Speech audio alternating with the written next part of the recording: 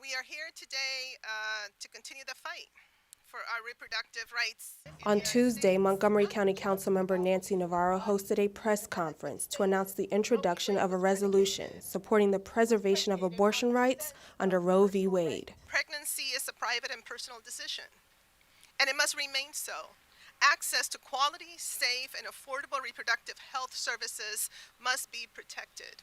The legislation was initiated and sponsored by Councilmember Navarro, who has always been a champion for women's rights and preserving reproductive choices in our community. As the only woman currently serving on the Montgomery County Council, I felt it to be my duty to sponsor a council resolution in support of Roe v. Wade, which my colleagues unanimously adopted this morning. All those in favor of the resolution, please raise your hands. Aye. And that is unanimous. The resolution comes following the recently leaked draft U.S. Supreme Court opinion signaling a decision to overturn Roe v. Wade, the landmark 1973 U.S. Supreme Court ruling that protects a pregnant person's right under the U.S. Constitution to choose to have an abortion. Almost half of U.S. states have laws that will ban or restrict abortion soon after the case is overturned. Abortion restrictions could lead to individuals risking their health by seeking unsafe abortions.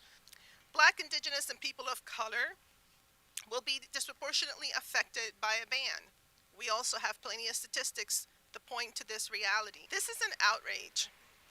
Since the Roe v. Wade ruling nearly 50 years ago, the constitutional right to abortion has been repeatedly under attack by those who wish to exercise their own rights and privileges over our bodies.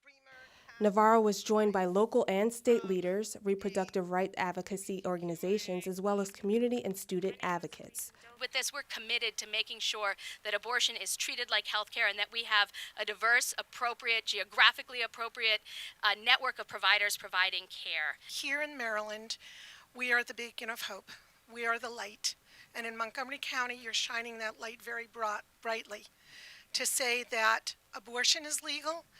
It's legal today, and it's going to stay legal.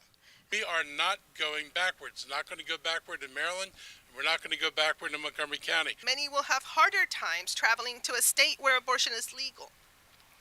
On the other hand, Maryland health officials and clinics may not be prepared for a sudden influx of people traveling here for safe abortion services.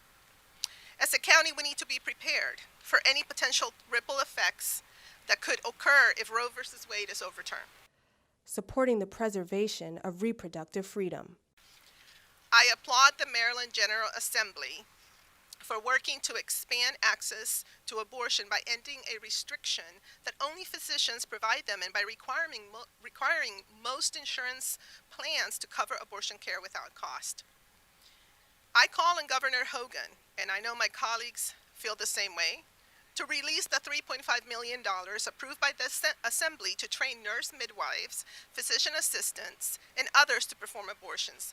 We cannot further put in jeopardy the vulnerable populations that need these supports. On behalf of the Montgomery County Council, I urge the U.S. Supreme Court to uphold the fundamental rights that are provided in the constitutional ruling of Roe v. Wade. In Rockville, I'm Jordan Lindsay reporting.